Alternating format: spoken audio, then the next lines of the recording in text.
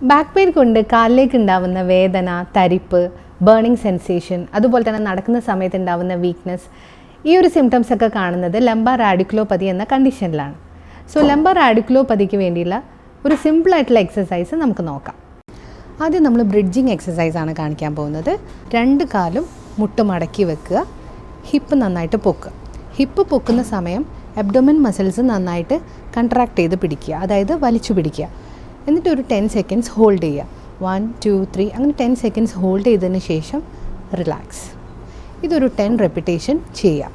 Next നമ്മൾ പറയുന്നത് nerve flossing എക്സസൈസാണ്. അതായത് ഒരു കാല് വെച്ചിട്ട് വേണം ചെയ്യാൻ.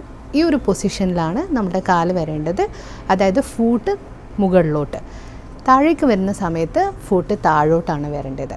ഇതൊരു 30 റെപ്പിറ്റേഷനാണ് നമ്മൾ ചെയ്യേണ്ടത്.